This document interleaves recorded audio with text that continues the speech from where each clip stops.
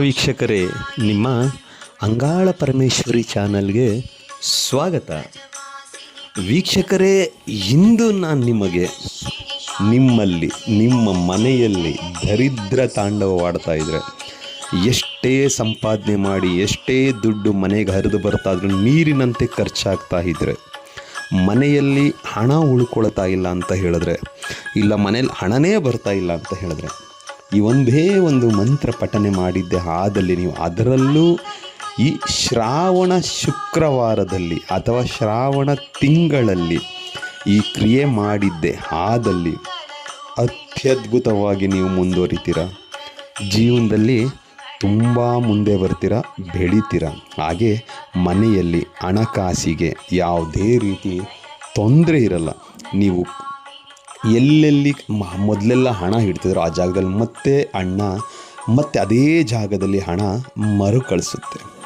ಅದಕ್ಕೆ ಏನು ಮಾಡಬೇಕು, ಆ ಮಂತ್ರ ಯಾವುದು ನಾನು ತಿಳಿಸ್ಕೊಡ್ತೀನಿ. ಅದಕ್ಕೂ ಮುಂಚೆ ಅಂಗಾಳ ಪರಮೇಶ್ವರಿ ಚಾನಲನ್ನು ಇಲ್ಲಿ ತನಕ ಸಬ್ಸ್ಕ್ರೈಬ್ ಮಾಡ್ಕೊಂಡಿಲ್ಲ ಅಂದರೆ ಸಬ್ಸ್ಕ್ರೈಬ್ ಮಾಡಿ, ಲೈಕ್ ಮಾಡಿ, ಶೇರ್ ಮಾಡಿ.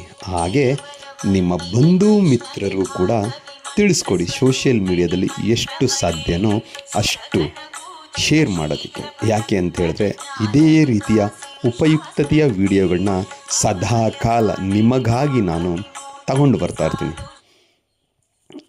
ವೀಕ್ಷಕರೇ, ಈ ಕ್ರಿಯೆ ಮಾಡುವಾಗ ಏನಾಗುತ್ತೆ ಅಂತ ಹೇಳಿದ್ರೆ, ಅಂದರೆ ಪ್ರತಿನಿತ್ಯ ನಿಮಗೆ ಹಣಕಾಸಿನ ತೊಂದರೆ ಇರುತ್ತೆ. ಎಷ್ಟೇ ದುಡಿದ್ರೂ ಏನೇ ಮಾಡಿದ್ರೂ ಮನೆಯಲ್ಲಿ ಹಣ ಸಿಗ್ತಾ ಇಲ್ಲ. ಎಷ್ಟು ಗಳಿಸಿದ್ರು ಏನಪ್ಪ ದಿನಕ್ಕೆ ಇಷ್ಟು ಸಂಪಾದನೆ ಮಾಡ್ತೀನಿ, ತಿಂಗಳಿಗೆ ಇಷ್ಟು ಸಂಪಾದನೆ ಮಾಡ್ತೀನಿ, ₹1 ಉಳಿಯಲ್ಲ, ಎಲ್ಲಿ ಹೋಗುತ್ತೋ ಖರ್ಚು, ಎತ್ತಕ್ಕೆ ಬರುತ್ತೋ ಗೊತ್ತೇ ಆಗಲ್ಲ ಅಂತ ನೀವೇನಾದರೂ ತೊಂದರೆ ಪಡ್ತಾ ಇದ್ದರೆ, ಈ ಶ್ರಾವಣ ತಿಂಗಳಲ್ಲಿ, ಈ ಶ್ರಾವಣ ಮಾಸದಲ್ಲಿ ಶುಕ್ರವಾರ ಆಗ್ಬೋದು, ಮಂಗಳವಾರ ಆಗ್ಬೋದು, ನಾನು ಹೇಳೋ ಮಂತ್ರನ ಏನಾದರೂ ನೀವು ಪಠನೆ ಮಾಡಿದ್ದೆ ಆದಲ್ಲಿ ನಿಮ್ಮ ಕಷ್ಟಗಳು ದೂರವಾಗಿ ಒಳ್ಳೆಯ ದಿನಗಳು ಬರ್ತವೆ. ಅದಕ್ಕೆ ಏನು ಮಾಡಬೇಕು, ಮೊದಲಿಗೆ ನೀವು ಶುಕ್ರವಾರ ಅಥವಾ ಮಂಗಳವಾರ ಸ್ನಾನ ಮಾಡುವ ನೀರಿಗೆ 2 ಕಾಳಷ್ಟು ಕಲ್ಲುಪ್ಪು, ದಪ್ಪುಪ್ಪನ್ನು ಹಾಕೊಳ್ಳಿ, ಮತ್ತು ಸ್ವಲ್ಪ ಚುಟುಕಿಯಷ್ಟು ಅರಿಶಿಣ, ಇಷ್ಟನ್ನು ಹಾಕಿ ಸ್ನಾನ ಮಾಡಿ ಆದ ಮೇಲೆ ದೇವರಿಗೆ ಪೂಜೆ ಮಾಡಿ. ನಿಮ್ಮ ಕುಲದೇವತೆ ಆಗ್ಬೋದು, ಮನೆ ದೇವರಾಗ್ಬೋದು, ನೀವು ನಂಬಿರೋ ದೇವರಾಗ್ಬೋದು, ಯಾರಾದರೂ ಸರಿ, ಆದಷ್ಟು ಅವತ್ತು ಹೆಣ್ಣು ದೇವರಿಗೆ, ಲಕ್ಷ್ಮೀ ದೇವಿಗೆ, ಇಲ್ಲ ಹೆಣ್ಣು ದೇವರು ಯಾರಾದರೂ ಸರಿ, ಅವರಿಗೆ ಪೂಜೆ ಮಾಡಿ ಮನಸ್ಸಿನಲ್ಲಿ ನಿಮ್ಮ ಕಷ್ಟಗಳನ್ನ ಹೇಳ್ಕೊಳ್ಳಿ. ಕಷ್ಟಗಳನ್ನ ಹೇಳ್ಕೊಂಡ್ಮೇಲೆ ಕೆಳಗಡೆ ಬಿಳಿಯ ಬಟ್ಟೆ ಹಾಕ್ಕೊಂಡು, ಬಿಳಿಯ ಬಟ್ಟೆ ಹಾಕ್ಕೊಂಡು ಉತ್ತರ ದಿಕ್ಕಿಗೆ ಮುಖ ಮಾಡಿ ಕುಳಿತುಕೊಂಡು ಬಿಡಿ. ಉತ್ತರ ದಿಕ್ಕಿಗೆ ಮುಖ ಮಾಡಿ ಕುಳಿತುಕೊಂಡು, ಇವಾಗ ನಾನು ಏನು ಮಂತ್ರ ಕೊಡ್ತೀನಿ ಆ ಮಂತ್ರವನ್ನು ನೀವು 108 ಸಾರಿ ಪಠನೆ ಮಾಡಿ. ಅಥವಾ ನಮ್ಮಲ್ಲಿ ರುದ್ರಾಕ್ಷಿ ಇಲ್ಲ ತುಳಸಿ ಮಾಲ ಇಲ್ಲ ಅಂದರೆ ಬೇಡ, ನಾರ್ಮಲಾಗಿ ನಿಮ್ಮ ಕೈಲಿ ಎಷ್ಟಾಗುತ್ತೋ ಅಷ್ಟು ಕೌಂಟ್ ಮಾಡಿ ಆದ ಮೇಲೆ ಅವತ್ತಿನ ದಿನ ಎಂದು ಈ ಮಂತ್ರ ಪಠನೆ ಮಾಡ್ತಿರೋ ಅವತ್ತಿನ ದಿನ ಮಾಂಸಾಹಾರ ಸೇವನೆ ಮಾಡಬಾರ್ದು.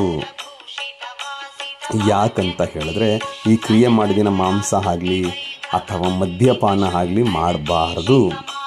ಮಾಡಿದ್ದೇ ಆದರೆ ಈ ಮಂತ್ರ ನಿಮಗೆ ಎಷ್ಟು ಪಠನೆ ಮಾಡ್ತೀರೋ ಅಷ್ಟು ವರ್ಕ್ ಆಗುತ್ತೆ. ಹಾಗೆ ಈ ಮಂತ್ರ ನಿಮಗೆ ಕೆಲಸಕ್ಕೆ ಬರುತ್ತೆ, ನೀವು ಉದ್ಧಾರ ಆಗ್ತೀರ.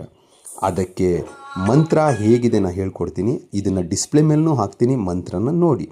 ವೀಕ್ಷಕರೇ, ಮಂತ್ರ ಓಂ ಐಂ ರೀಂ ಶ್ರೀಂ ಐಂ ಆಪದುದ್ಧಾರಣಾಯ ಅಜಮಲಬದ್ಧಾಯ ಲೋಕೇಶ್ವರಾಯ